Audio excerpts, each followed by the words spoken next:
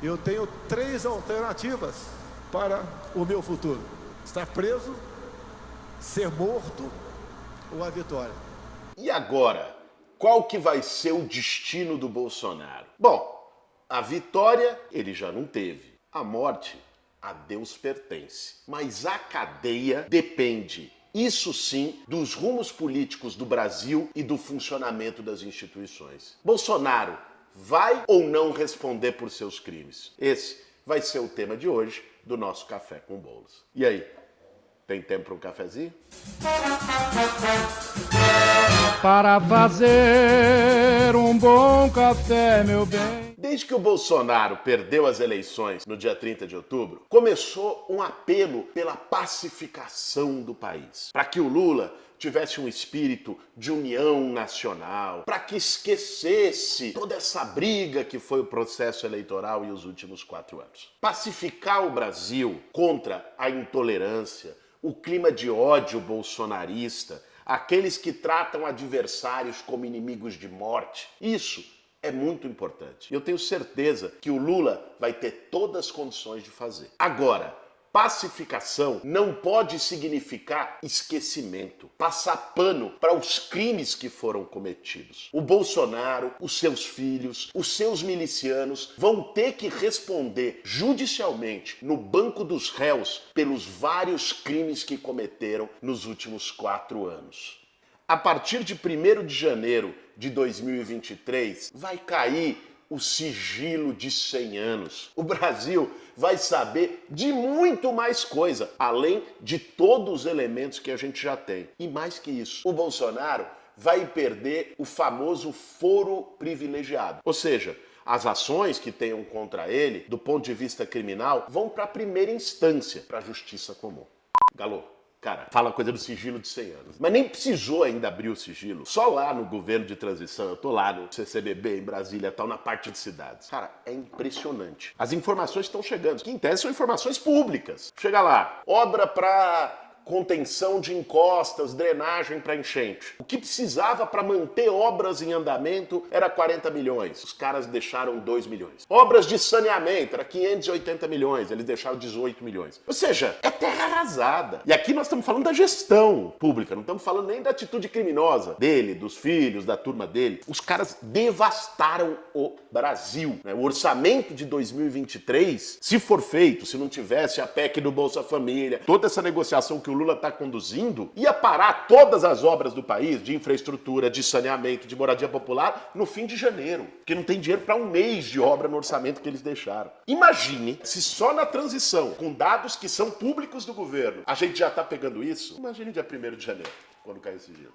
E o Bolsonaro sabe que a casa dele pode cair. Tanto é que depois dele ter perdido as eleições, aliás, usando e abusando da máquina pública, grana, Polícia Rodoviária Federal parando eleitores no Nordeste, com tudo aquilo que ele mobilizou para tentar ganhar as eleições. Depois que ele perdeu, ele sumiu. O cara desapareceu, ficou embaixo da cama lá no Palácio do Alvorada. Não foi para a COP27 no Egito. Não se apresenta para trabalhar, o que aliás não é novidade. O maior vagabundo do Brasil, mas não faz expediente no Palácio do Planalto.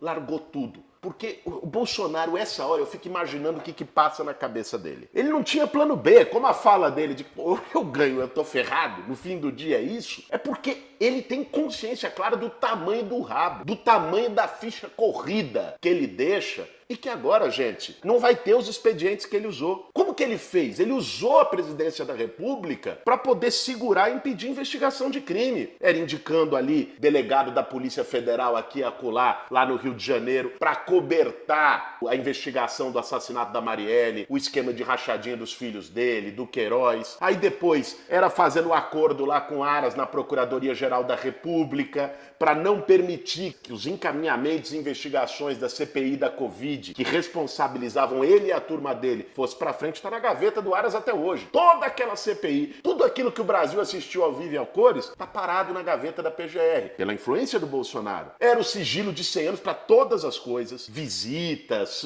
um monte de coisa. Ou seja, a partir do dia 1º de janeiro, ele perdeu todos esses recursos. Ele sabe disso perfeitamente. E como ele sabe tudo aquilo que ele fez, ele está ali, preocupado de que o destino dele logo, logo pode ser a cadeia. E para aquelas pessoas que perguntam, mas que crime o Bolsonaro cometeu? Tem pelo menos 3 grandes crimes cometidos por ele no exercício da presidência da República. Primeiro, ataque às instituições democráticas. Esse foi permanente, com fake news sobre as urnas eletrônicas, ataques ao TSE, ataques ao Supremo, defesas públicas de golpe militar, exaltação de AI-5. Ou seja, esse aí não precisa nem buscar prova. Ele produziu as provas com a própria boca durante todos os dias do seu mandato. Esse crime, até hoje, não foi julgado, não foi investigado, ele não respondeu judicialmente por ele.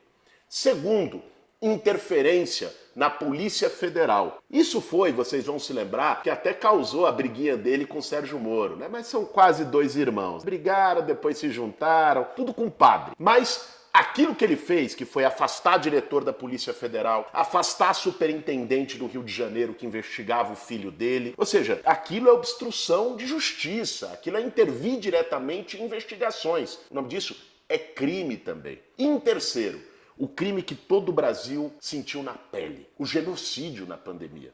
Nós tivemos uma CPI que ficou praticamente durante 1 ano trazendo todos os elementos. Que chegou a descobrir até ligação disso com corrupção, com roubo de vacina e tudo mais, né? Agora, essa CPI mostrou que ele atuou junto com aquele chamado gabinete paralelo no Ministério da Saúde, sob as ordens dele, para dificultar os procedimentos sanitários, para atrasar a vacina, o famoso caso da Pfizer, mas também, não só em relação às vacinas, trabalhando contra o uso de máscaras, boicotando as medidas de distanciamento, que levou à morte de 700 mil brasileiros e brasileiras. Por isso que nós dizemos um genocídio, isso não é forma de expressão. Morreram centenas de milhares de pessoas, não simplesmente por uma negligência, mas por uma ação deliberada do Bolsonaro. Ele tem que ser julgado pelo menos por esses crimes, além dos vários escândalos de corrupção que aconteceram e foram denunciados no seu governo.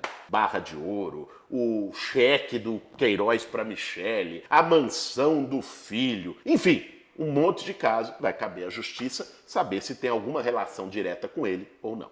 Não é por acaso que a turma bolsonarista está tentando, já faz vários meses, articular uma PEC, uma proposta de emenda constitucional, para tornar os ex-presidentes senadores vitalícios. Ou seja, o Bolsonaro sairia da presidência, mas não poderia ser julgado na justiça comum. Como um senador vitalício, ele manteria o foro privilegiado. Nessa mesma direção, uma parte do centrão, da turma que inclusive naturalizou o golpismo e teve de mãos dadas com Bolsonaro, muitos seus cúmplices, uma parte dessa turma fala, não, gente, olha aí, vamos botar panos frios, vamos fazer uma anistia, fazer um grande acordo nacional. A gente já ouviu muitas vezes essa história no Brasil. Pois é, o que eles querem é deixar o Bolsonaro impune e tocar daqui pra frente. Agora, a gente sabe o que esse papo de anistia, de transições por cima, de jogar para baixo do tapete as feridas nacionais, o que isso já deixou de marca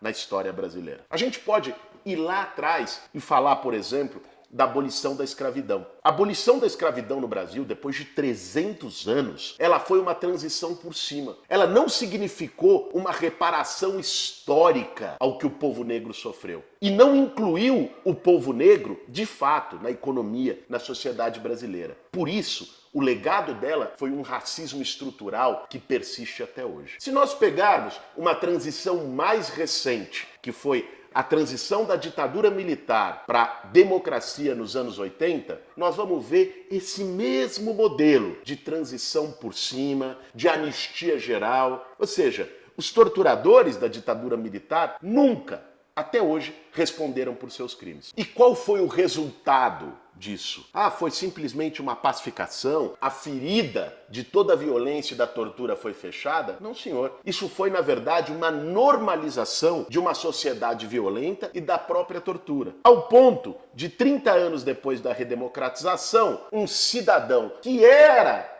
da linha dura da ditadura militar, chamado Jair Bolsonaro, chegar no Congresso Nacional e exaltar a brilhante Ustra. Em outros lugares do mundo, ao exaltar um torturador, ele sairia algemado do Congresso. Aqui, 2 anos depois, ele foi eleito presidente da República, porque a sociedade brasileira não tinha acertado as contas com o seu passado. Como já disse o grande jurista Conrado Hübner Mendes, essas anistias brasileiras têm a função de uma espécie de pacto de amnésia. Tenta jogar para o esquecimento os traumas e as feridas históricas nacionais. Mas esquecimento nunca quer dizer superação. Quando um trauma na vida de um indivíduo ou na sociedade não é elaborado, não é reparado, o resultado é que ele sempre volta, como uma espécie de passado que não passa, um fantasma que continua assombrando a sociedade no presente e compromete o seu futuro. A impunidade do Bolsonaro permite que ele possa novamente ser votado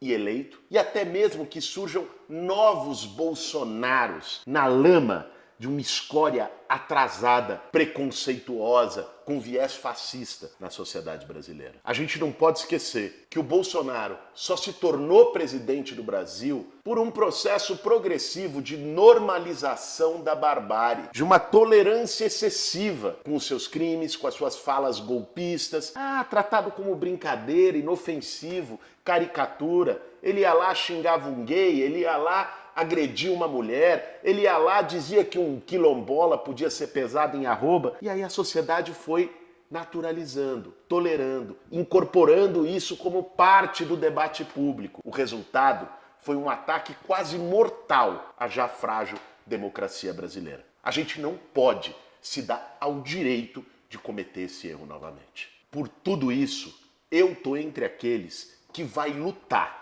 no Congresso Nacional, nas ruas, na sociedade brasileira, contra qualquer anistia ao Bolsonaro. Eu quero ver ele, já em 2023, respondendo por seus crimes, no banco dos réus. Ele, seus filhos criminosos e os milicianos que destruíram o Brasil junto com ele. E não se trata de vingança, se trata de reparação, de justiça, de curar uma ferida nacional. As 700 mil vidas de brasileiros e brasileiras que foram perdidas não podem ficar impunes. Esse seria um péssimo recado para gerações que vão vir.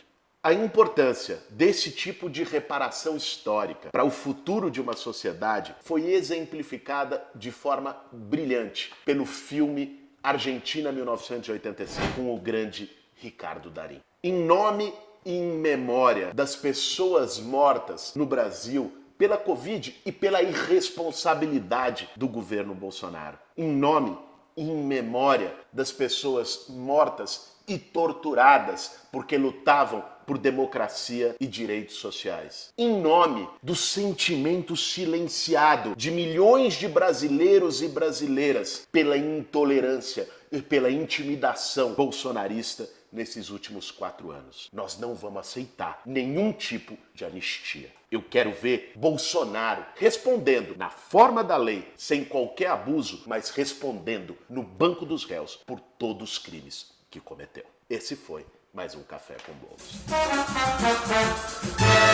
Para fazer um bom café, meu bem.